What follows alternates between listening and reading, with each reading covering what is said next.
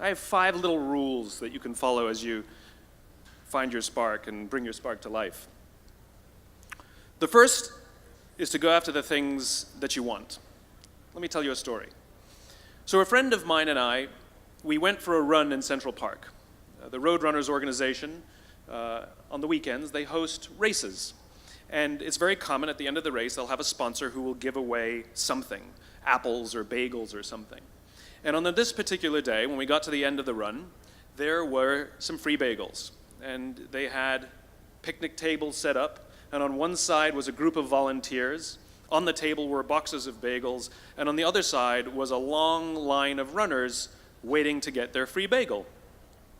So I said to my friend, let's get a bagel. And he looked at me and said, the line's too long. And I said, free bagel. And he said, I don't want to wait in line. And I was like, free bagel.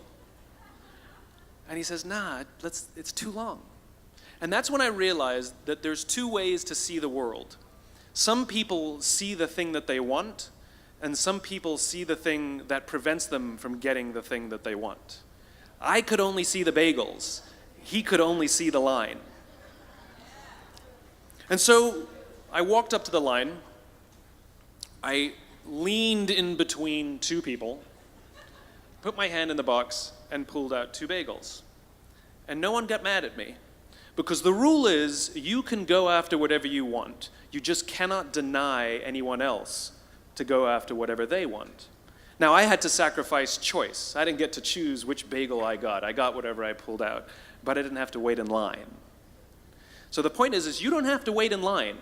You don't have to do it the way everybody else has done it. You can do it your way. You can break the rules. You just can't get in the way of somebody else getting what they want. That's rule number 1. Rule number 2. I like this one. In the 18th century, there was something that spread across Europe and eventually made its way to America called puerperal fever, also known as the Black Death of childbed. Basically what was happening is women were giving birth and they would die within 48 hours after giving birth. This Black Death of childbirth was the ravage of Europe, and it got worse and worse and worse over the course of over a century. In some hospitals, it was as high as 70% of women who gave birth who would die as a result of giving birth. But this was the Renaissance. This was the time of empirical data and science, and we had thrown away things like tradition and mysticism. These were men of science. These were doctors. And these doctors and men of science wanted to study and try and find the reason for this Black Death of childbed, and so they got to work studying, and they would study the corpses of the women who had died. And in the morning they would conduct autopsies, and then in the afternoon they would go and deliver babies and finish their rounds. And it wasn't until somewhere in the mid-1800s that Dr. Oliver Wendell Holmes, father of Supreme Court Justice Oliver Wendell Holmes, realized that all of these doctors who were conducting autopsies in the morning weren't washing their hands before they delivered babies in the afternoon. And he pointed it out and said, guys, you're the problem. And they ignored him and called him crazy for 30 years. Until finally somebody realized that if they simply washed their hands, it would go away. And that's exactly what happened. When they started sterilizing their instruments and washing their hands, the Black Death of childbed disappeared. My point is, the lesson here is, sometimes you're the problem. We've seen this happen all too recently with our new men of science and empirical studiers and these men of finance who are smarter than the rest of us until the thing collapsed. And they blamed everything else except themselves. And my point is take accountability for your actions. You can take all the credit in the world for the things that you do right, as long as you also take responsibility for the things you do wrong. It must be a balanced equation. You don't get it one way and not the other. You get to take credit when you also take accountability. That's lesson 2. Lesson 3, take care of each other. The United States Navy SEALs are perhaps the most elite warriors in the world. And one of the SEALs was asked, who makes it through the selection process? Who is able to become a SEAL? And his answer was, I can't tell you the kind of person that becomes a SEAL. I can't tell you the kind of person that makes it through BUD/S. But I can tell you the kind of people who don't become SEALs. He says the guys that show up with huge, bulging muscles covered in tattoos who want to prove to the world how tough they are, none of them make it through. He said the preening leaders who like to delegate all their responsibility and never do anything themselves, none of them make it through.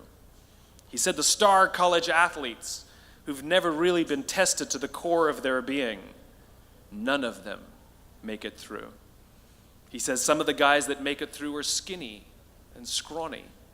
He said some of the guys that make it through, you will see them shivering out of fear.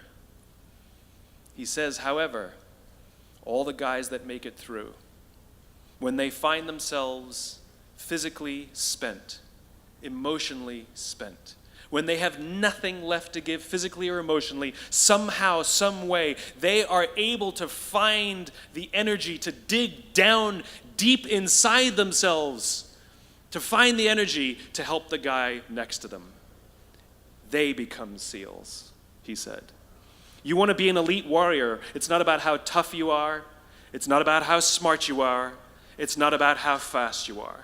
If you want to be an elite warrior, you better get really, really good at helping the person to the left of you and helping the person to the right of you. Because that's how people advance in the world. The world is too dangerous and the world is too difficult for you to think that you can do these things alone. If you find your spark, I commend you. Now, who are you going to ask for help, and when are you going to accept help when it's offered? Learn that skill. Learn by practicing helping each other. It'll be the single most valuable thing you ever learn in your entire life. To accept help when it's offered and to ask for it when you know that you can't do it. The amazing thing is when you learn to ask for help, you'll discover that there are people all around you who've always wanted to help you. They just didn't think you needed it because you kept pretending that you had everything under control.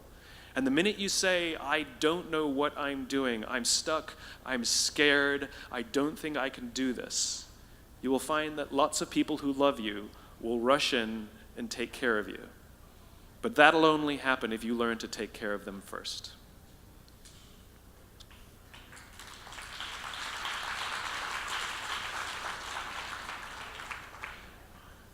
Lesson 4.